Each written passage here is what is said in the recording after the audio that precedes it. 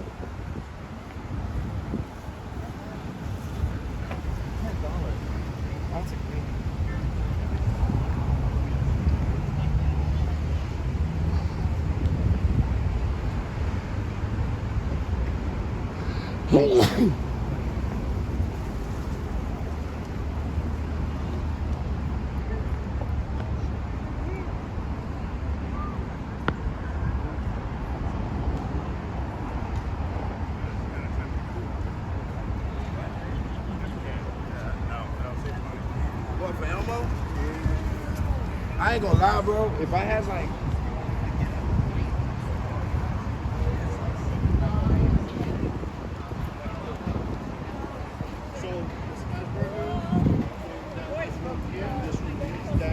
there it is. That's what we're here to attend. oh my god.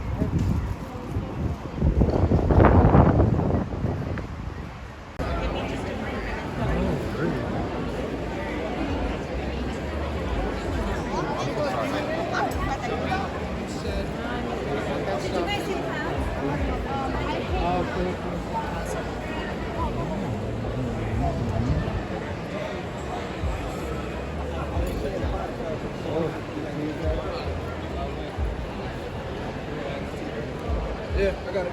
Alright. You gonna take one too? No, just show me. Alright. ¿Cómo están los precios de las comidas? Si son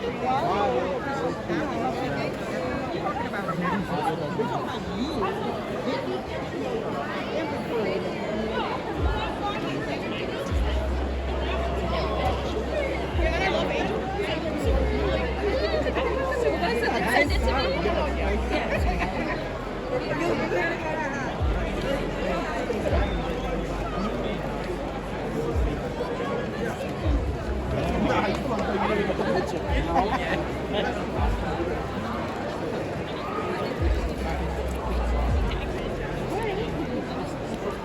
No, I think they have like, do we want to?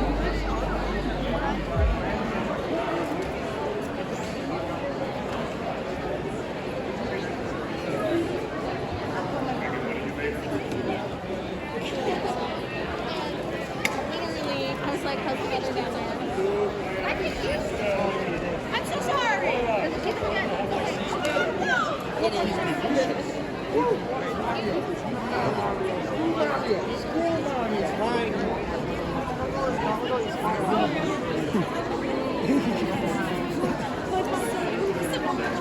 I was like, oh my God.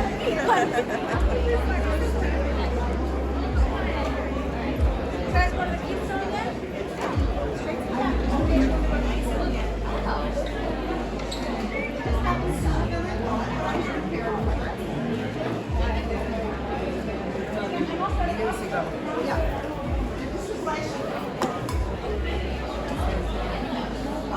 Actually, you did one in February and the other in May.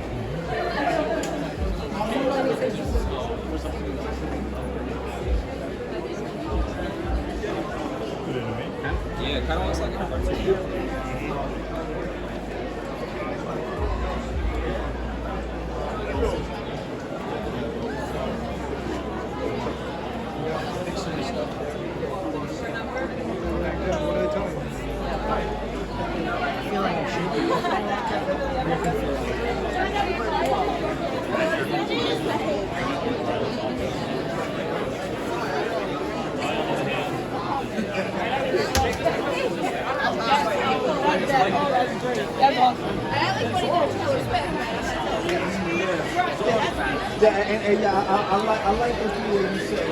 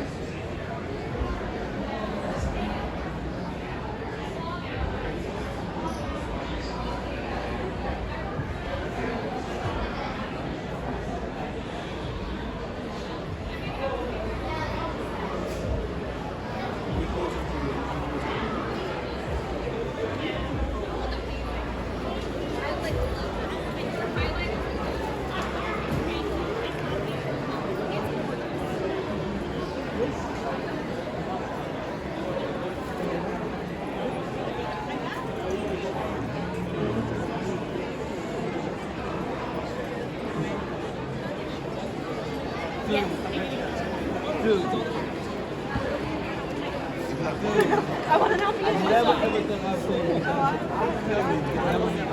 Since the first one.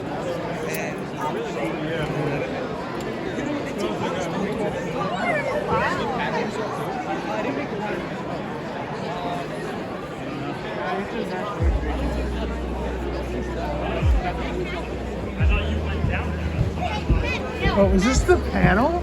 No, not the panel. This is just some meet and greets to some of the has-been cast. Where's the panel? So, from my understanding, I think there's to the back down that direction. I saw to the left or right. I saw a sign saying panel.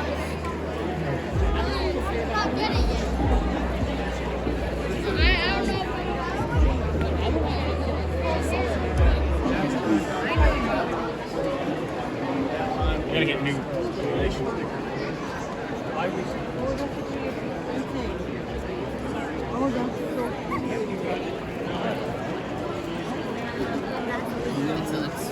It's still wrapped up. Yes.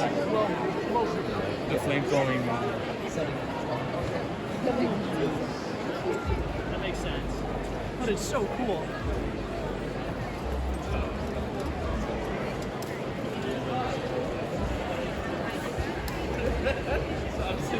That's interesting. He says that, and I start laughing. He doesn't say anything. He sits down. I was gonna do it tomorrow. Last day.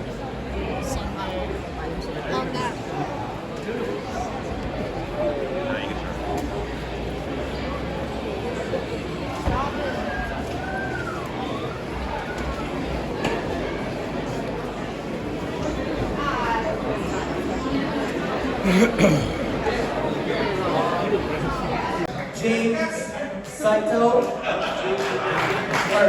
Yes, Lindsay. Yes, James Saito. Shredder. Francois Chow. Shredder. Michael give us a Kiki Rock and West out here.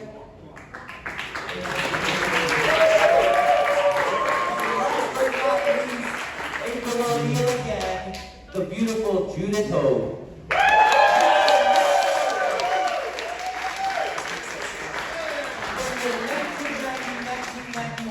TMNT movie cast.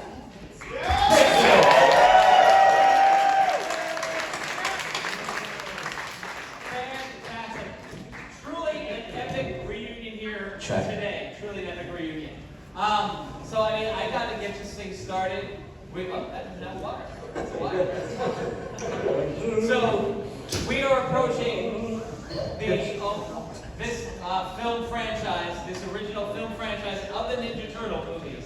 The first three is nearing its 30th anniversary. The first flick, and then the other two that followed it. 35th. So I need to ask each of you guys here on the panel, if you guys want to quickly just talk about that these films, they kind of like took the nation by storm. When did you guys realize you got into something bigger than what it maybe initially was planned? Who wants to head out? Well, you know, it's interesting. I'll just... Can you hear me? Hello. Hi, everybody. Hi, Ray. You know what was kind of interesting is the Teenage Mutant Ninja Turtle movies, that the franchise. It was a project that was turned down by every single major studio.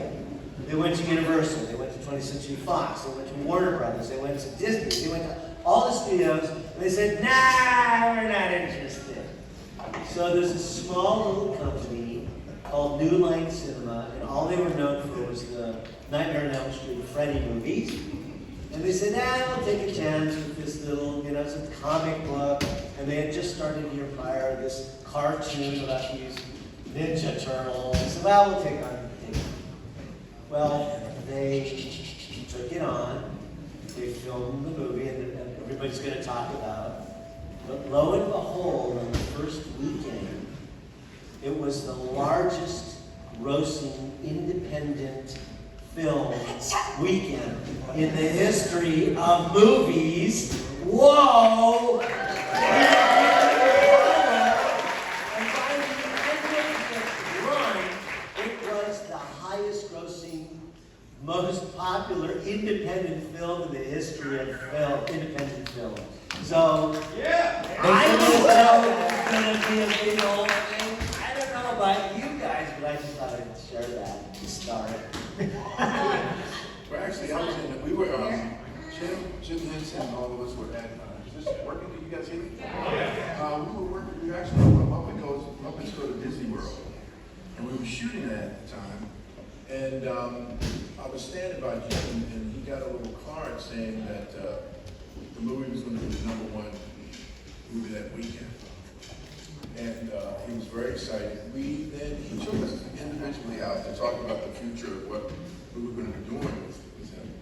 And we stopped at a red light, and there was a line of kids and parents outside of the movie theater.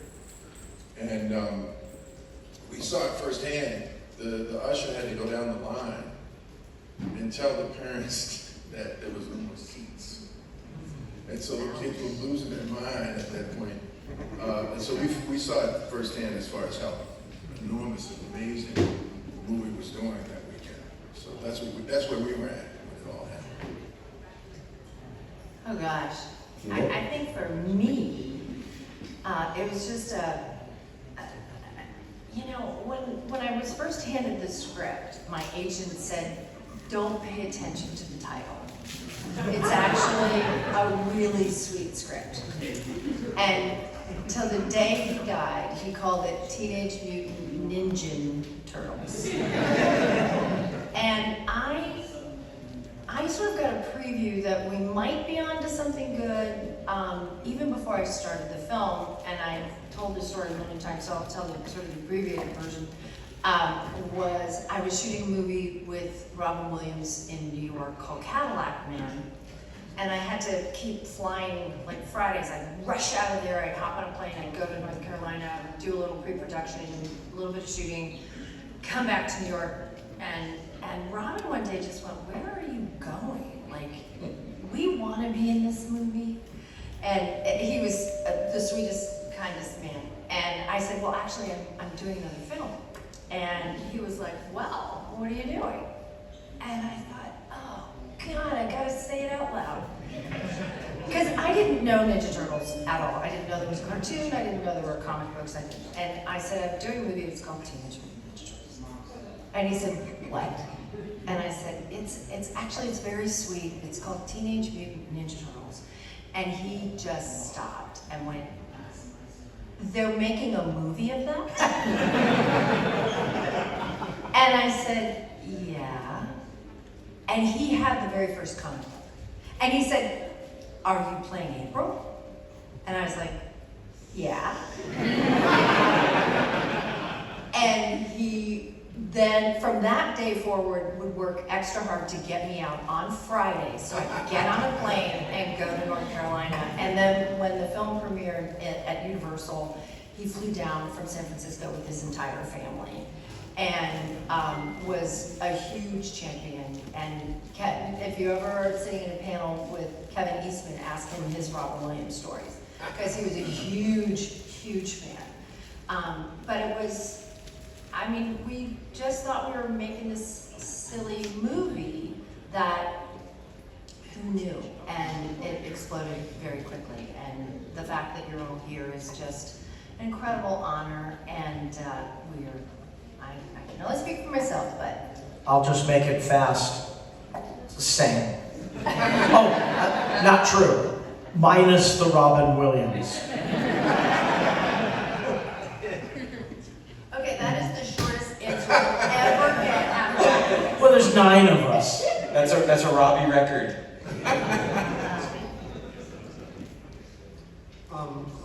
My story of when I first saw the movie, I didn't know that it was going to be this big, and I just had heard a lot. I was in LA, and so I thought, well, I'll go to the theater and see it.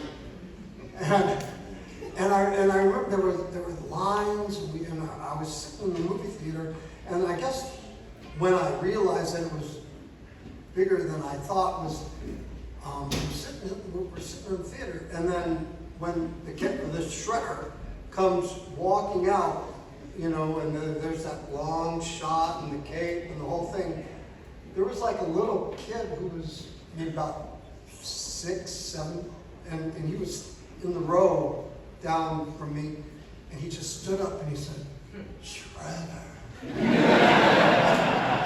And he was standing there, and I thought, wow, I guess people know about this thing.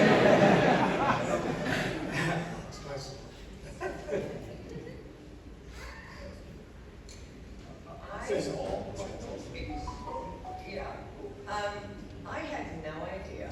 Is this on? Okay. My screen. I had no idea I was a ballet dancer and total klutz. And my funniest story, actually, is I'm talking, and Jim Henson's The Puppeteers, brilliant. But I was such a klutz. This is a silly story. Our marks as actors, I kept tripping over them. And then I thought, I am talking to green turtles. And there are actors in there. My first acting job, really. And I'm thinking, oh my God, are they thinking I'm nuts? You know? And then they would have to close the little eye holes. I'm like, okay, they can't see me, right?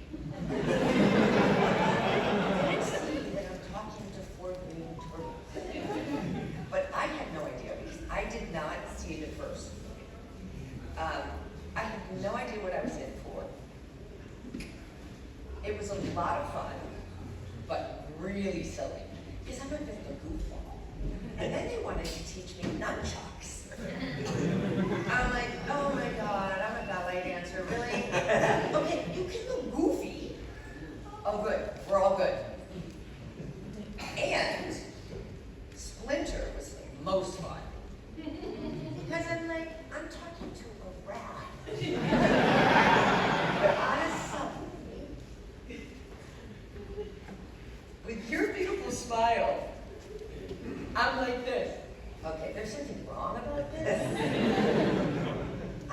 know what planet I landed on, but it was a lot of fun.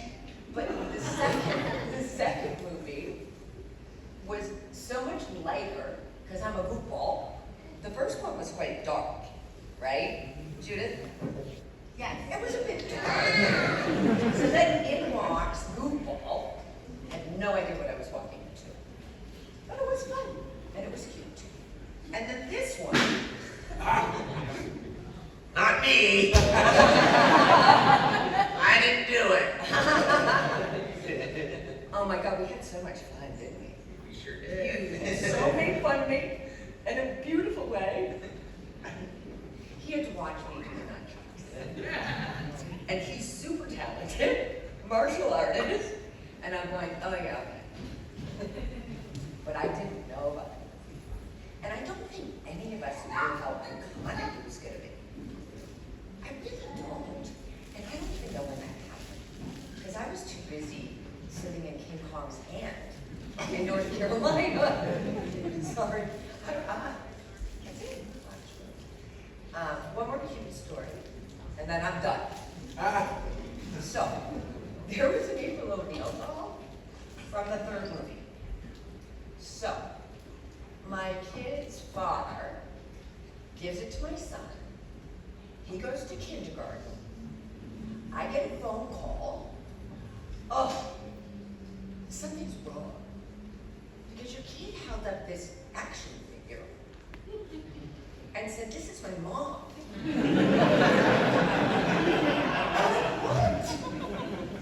And it was like a big joke, but they didn't even know me from the movie. So my poor child, all these kids in this kindergarten class are like, there's something wrong with him. These are just cute stories. But I don't believe in my heart that any of us knew, did we? That it was going to be this iconic. And the brilliance of each turtle is how that was created.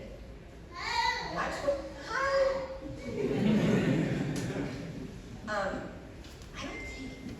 don't know. That's what made it iconic. You know, you teach children artistry through each of the names of the turtles. Brilliant, right? But I don't think we knew. I especially didn't. I had no idea. I was like, okay. Yeah.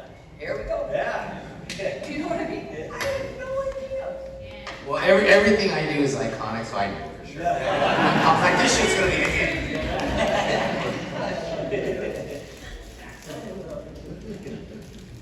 Are we gonna take some, are you guys, we got more stories? Yeah, let's keep it rolling. Ben, I don't think we heard from Ben. That's all the same. We can move on to another question. All right. None of us knew it was going to be as big as it was. Should we take some audience questions? What do you guys think? Yeah? You guys got some questions? All right. Who's first? You go. I'll go. All right. Who's first? Who wants to go first? Don't be scared. Oh, yeah, come on. There you go. Kelson. King Kelson. Hey, so my question is, if you guys could rewrite how the colors coded for the turtles, what colors would you want your turtle to be instead? Oh, instead? Repeat the question. If you could change the color of your turtle, what color would you want your turtle to be instead? Oh, black like my soul.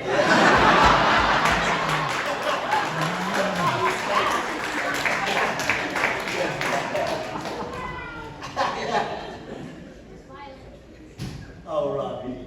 You wanted an answer. Glitter.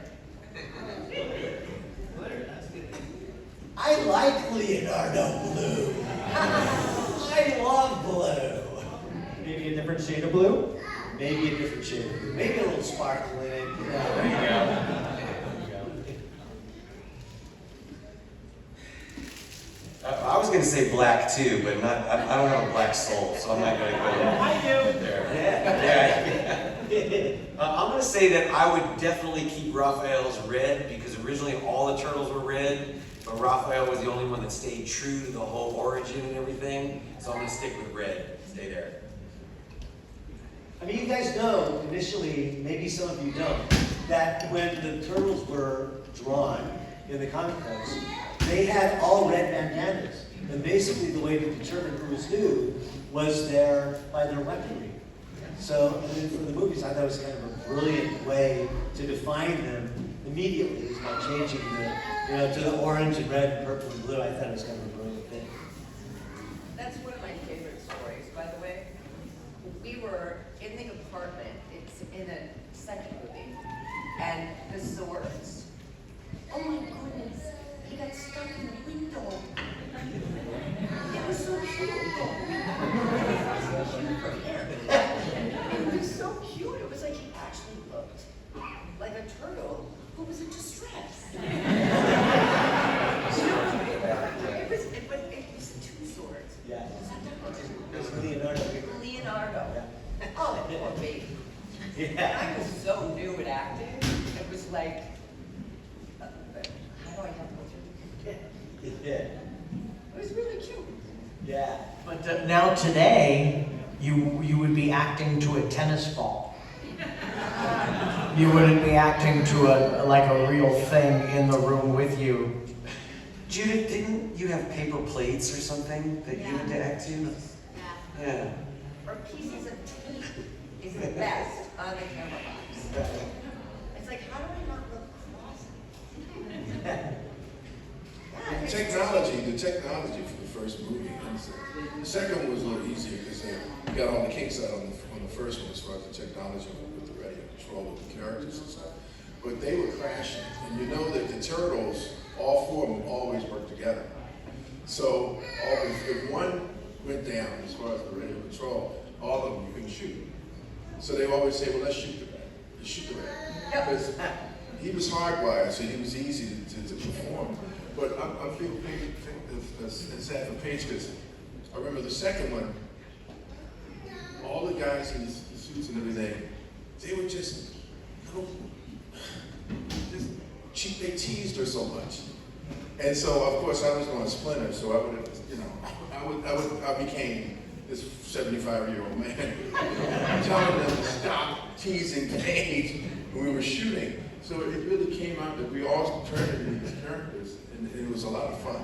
But the first one was very challenging, as far as going through the technology. And because it worked, it finally worked, that's how we got to do dinosaurs for ABC, because that was the same technology that did that. Oh, Kevin? Probably a dinosaur? No. Kevin? Yeah. So you know on The Abyss, they had T-shirts because it was such a hard shoot. They had T-shirts that said things like "Life is abyss" and then you dive. Okay. I think for the turtle movies, we should make up "Shoot the Rat" T-shirts. Yeah, TMNT, Shoot the Rat.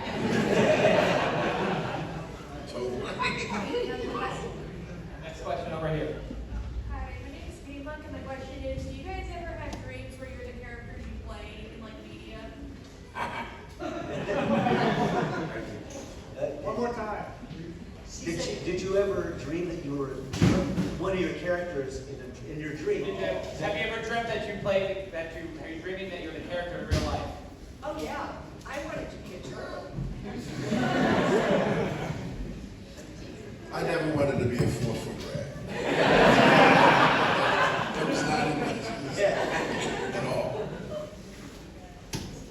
Some people were born in the year of the rat, right? Hi guys, my name is Chad, also known as the Cupcake Guy. My question for the panel is, who got the most into their character? Who lost themselves as playing the character or their role?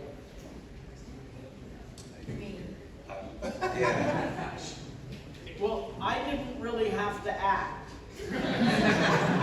Basically, I was doing an impression of a dude I went to high school with, and I'm from Southern California.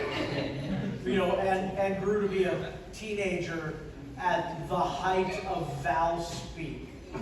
So like that Frank Zappa song, Valley Girl, that's 10th grade for me. I knew all of those people. So Michelangelo was really just like putting on kind of a familiar jacket. And then, you know, I went home and I was still the same dude. I think from an acting point of view, I can't speak for Judith, but she certainly immersed herself in the role and delivered amazingly as April doing her thing. But when I see Elias Koteas playing Casey Jones, just knowing him and working with him like we did on the set, he came to set so prepared and in such phenomenal shape, and he had such a strong, he had such a strong desire to perform at a high level in the action sequences that he was working with Pat Johnson and the stunt team and Ernie and everybody to try to get there. And I don't know Elias that well, and I know some people here know him better than I do, but he was almost like kind of a Daniel Day-Lewis kind of approach in doing what he was doing. And so for me, my vote is that guy. He really immersed himself into what he was doing when he was creating that character. Thank you. If you guys eat any pizza that the Ninja Turtle eats, what would it be? What would you eat in real life in terms of any Ninja Turtle pizza that they eat? All right, go ahead, Francis. I just have to talk about it. Pizza. Okay, this might be kind of sacrilegious, but I'd have to go with Hawaiian.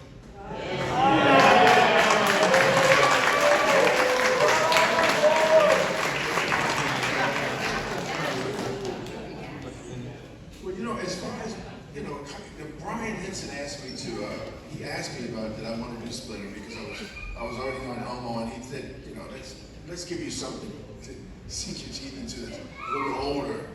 And so he gave me that, and what I came up with is I took James Olmos from Miami Vice, and then I pulled from Pat Morita from Karate Kid, and I put those two together to make the character of Splinter for me.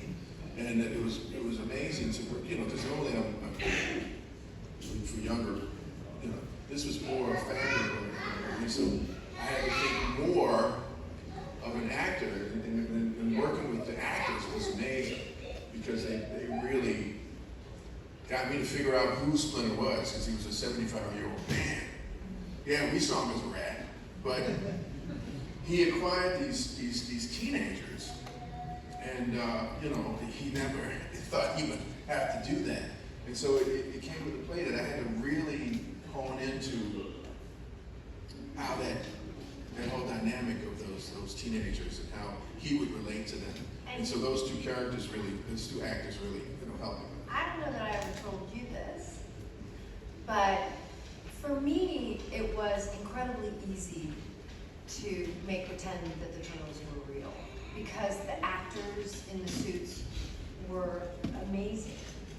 And I remember the first time that I worked with you, and you were, you know, you were just next level embodiment of the character, and then you had somebody who did your feet.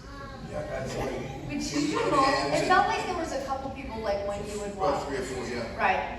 But I remember one time, it was in between shots, and it was always a joy when you actually had the actual turtle there or Splinter there.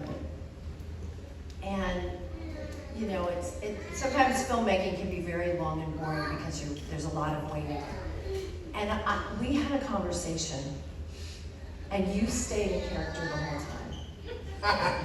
And you answered all my questions, and it helped me so much because it was just so easy to fall in and to make it real and to have it feel real. And it was at your Splinter Dear Splinter is just on my heart forever. Well, we had a good time. We had a good time creating those characters.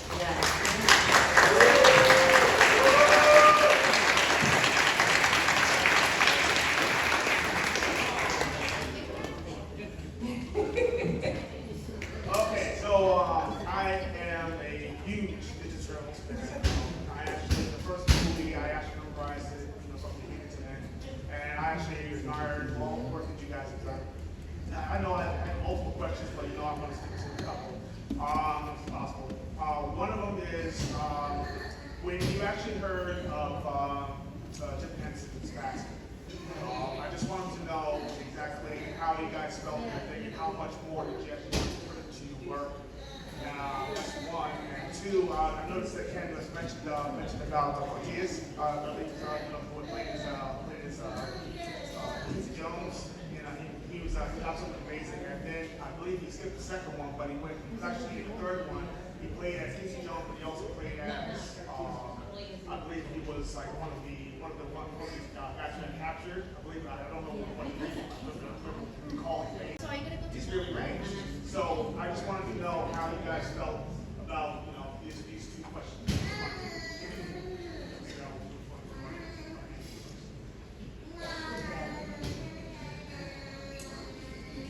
I think the world mourned, the whole world mourned when they found out that Jim Henson passed on. And so I think that it was just a universal kind of feeling of loss for so much that he brought to his characters and to, every corner of the world, his amazing, just the people, that we grew up with and have continued to still, grew up with. I think it was just a universal thing. I was actually working, Jim and I did the Arsenio Hall show 2 weeks prior. And, we would I was performing Clifford, and he was like, "You did so much better." I said, "I could never do better than Carmen." But we played around, and after that, he went to, they shot a commercial for the Muppets at Disney World. They did a commercial. And then after that, so of course it was a shock, because like I said, I had worked with him 2 weeks prior. And of course we still miss it very much. I think Jim Henson brought into the world something that I still use regularly on a daily basis, which was the ability to be sarcastic and innocent at the same time.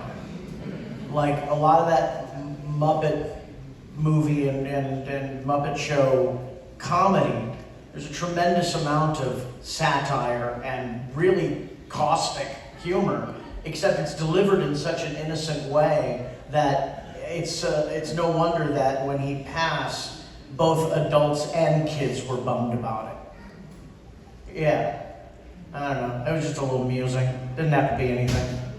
As you were. That's all. I think that Jim was already obviously an icon when he passed. It was so tragic that he was so young, that he still had so much good work left in him. His funeral was, all of the Muppets came out, everybody came out with their characters. We walked into St. Patrick's Cathedral and there was Kermit under a glass cloche and pictures everywhere, and seeing his children up on the altar talking to their, about their dad, and they read a letter that he had written to them in the event of his death. That was incredibly moving, and his legacy is just so sprawling and so indelibly tied to this film and these characters and all of us. It was a real loss. It was a real loss. He came to visit the studio Yeah, that was first amazing. one. And we got to hang out with him at Wrightsville Beach, out in the Marty Robinson actually puppeteered one of the faces there. So we got to hang out, which was really fun. So he was there for the first one. Yeah, hung out with all of us and stuff. He was in my eye line the very first day. I was shooting the scene in the Turtle Den when I wake up, and you're in my face, and they're all there. And so when you're shooting a film, they pretty much try to keep your eye line where you'll be looking towards the camera free of people because it's very distracting. And this gentleman walks into the frame, and it's Jim Henson. And I start having a screaming conversation in my head while I'm playing a scene. And it was, oh my God, that's Jim Henson. Stop, come on, you gotta shoot this thing. And, oh my God, he's standing right, he's in my eye line. Oh my God, it's Jim Henson. And you know, and it's like, stop, you're like, this was my first starring role in a movie. It meant the world to me. Like, focus. And it was a thrilling moment to finally like wrap that scene up and then go over like just the biggest Uber fan and get a chance to meet him. And it's always thrilling when you meet somebody that you so admire who actually knows who you are. And yeah, that was pretty thrilling. I think when it comes to the Ninja Turtles, you know, everybody loves the Ninja Turtles. It's bigger than everybody thought the movies were going to be. The franchise is bigger than the creators ever thought it was going to be. And different things help propel it, like turbo boosts along its journey. And probably the biggest turbo boost it got was, I think, the first film took the cartoon into a whole other level in the franchise, because it was no longer a cartoon. It brought it out of the world of the mind and the pad, and it brought it into a real visceral world you could touch. And I think what a lot of people outside of this room don't know is when people find out that Jim Henson had something to do with the turtle suits and the Turtles creation, they're just like, oh, I didn't know that. And I think it's not the Ninja Turtles alone that propelled itself to be what it could be on the back of that first movie. When you have Jim Henson and what comes from his mind and the people that work with him and contribute, that's a whole other level of magic powder that gets put into the cauldron of what's being made. And anybody can put a puppet on their hand and talk, but a puppet is not a Muppet. And you can tell the difference when you watch a TV show, when you're seeing a Jim Henson derivative product of some kind, or somebody else that's doing something. And when you took that magic and mixed that together with the mythology of the Ninja Turtles, it took that whole thing together to make Ninja Turtles what it was. Otherwise, nobody would feel the way they feel about these turtles. They're real, they were alive. We were right there in your houses. We were actual creatures that you could touch and people got to talk to and play with. And I think Jim Henson does get a lot of credit, but he doesn't get all the credit from the rest of the world of what he contributed to making this whole thing what it is. Not to mention the puppeteers. Yeah, that whole world, yeah.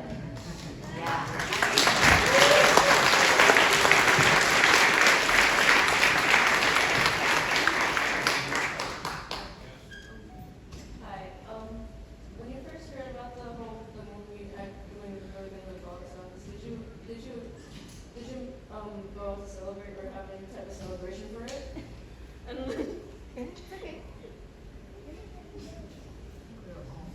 Yeah, I don't remember doing any big celebration. I don't think we did. I mean, I think it was really, wrap parties and premieres and stuff like that. I think, the crazy thing about filmmaking is you come together and it's like summer camp. And you're all just in it and you're exhausted and you're playing and it's so much fun. And then when it's done, you all go sort of are cast back into the winds and everybody goes back. We had people from London, we had people from New York, we had people from Los Angeles, we had people from North Carolina. And you don't get a chance to see each other. And that's why doing these is really fun, because we do, or when you're working on a set and a familiar face comes in, and it's a very actually small business, so you do run into each other fairly often, or at least now and again. And I don't think there was. I think we all just kind of, pumped a fist in the air. celebration actually happened more with, there was a huge screening of the second one. The second one was huge. And Michael London, I mean, all these major movie stars were there. And so that was really cool to sit there. And I mean, because we got to sit in the audience with the kids and everything, and it was amazing. That was so cool. And to see these different celebrities, you know, with their kids and stuff like that. I think that was the party for us. It was coming off of the first one that was so huge. And then the second one was like, you know, Hollywood, big thing, you know. So that was fun. That was fun to be around that. Yeah, if you guys don't know, the first movie they didn't know how big it was going to be, so they just had cast and crew screenings where the cast and crew got to go, I think, in New York and in LA. But because that was so successful, when the second one came out, as Kevin was talking about, they pulled out all the stops and threw a huge premiere at Universal Studios in Hollywood. And I mean, they had exhibits and performers, and they had like a valet line of cars, Ted Danson and Billy Crystal and Robin Williams, just on and on. All these celebrities pulling up and getting out of cars and walking into Universal Studios. That's when I first met Brian for the first time, and man, that was... What was nice is they were just, they were parents.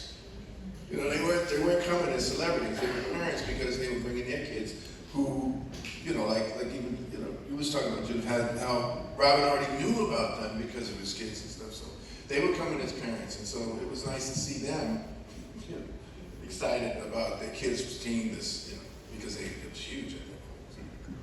That was a big party. Well, it's a big party. It was huge. Hi there. Thanks for coming out today. I'm Phil, and my daughter Penelope has a question, but she's a little shy to ask it. She asked me to. If your Ninja Turtle could live anywhere, where would you want your Ninja Turtle to live? On the beach in Thailand.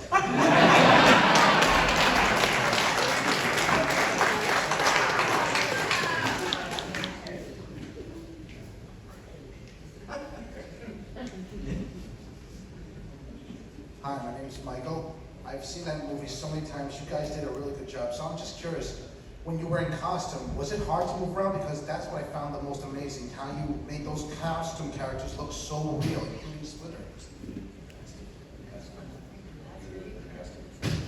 Oh, yeah.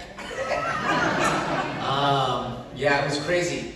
You know, they're made kind of like latex rubber. It's kind of like a, you know, Nerf football. Well, first of all, we were in North Carolina. It was like 100 and something degrees, and then like the humidity was crazy.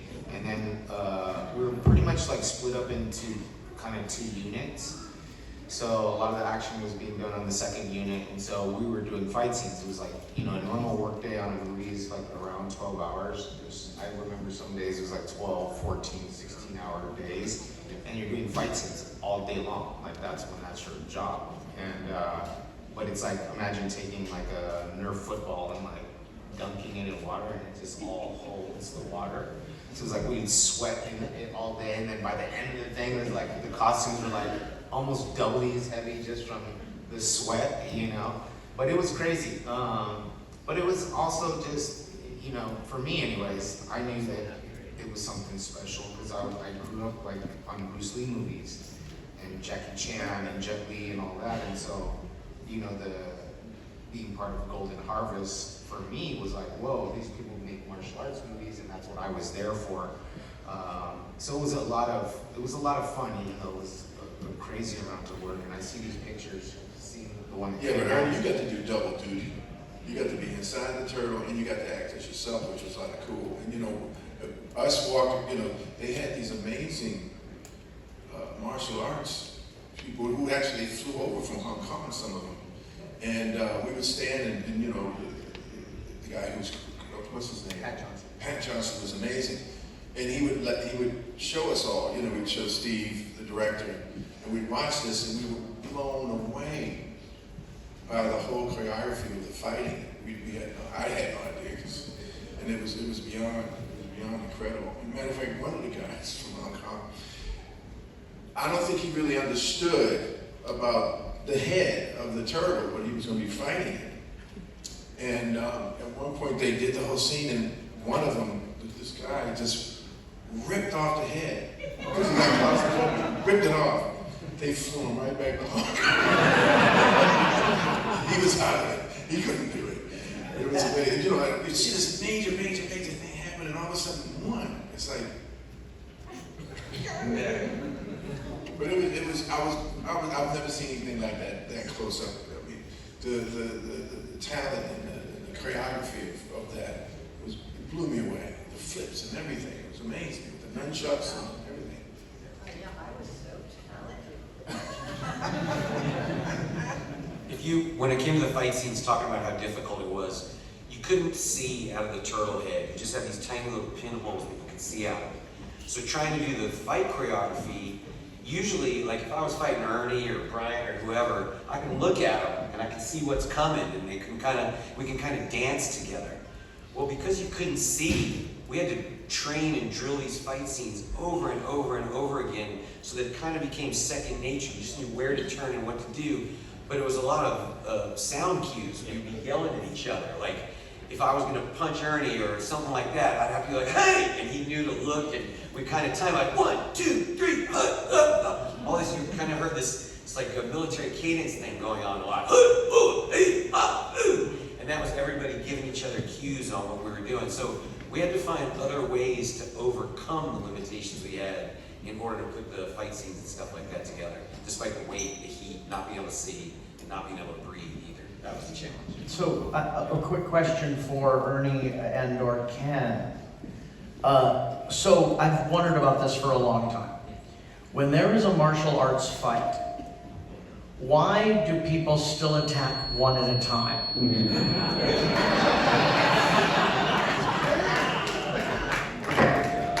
What, you would think their odds would be better because there's like 15 of them against the one dude, usually, right? But they still attack one at a time. Can someone explain this to me? It's the movies.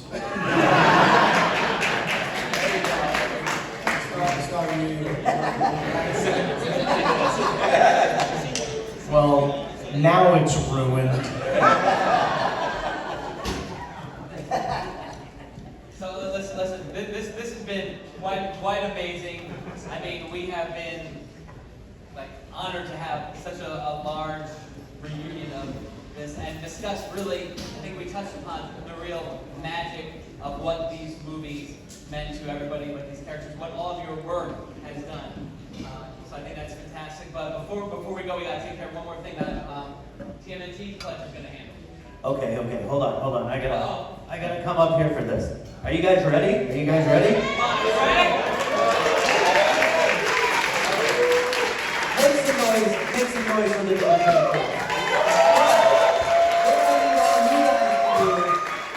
all you guys can do is to help us sing happy birthday to Judith Hope. And she's here on our birthday with us today.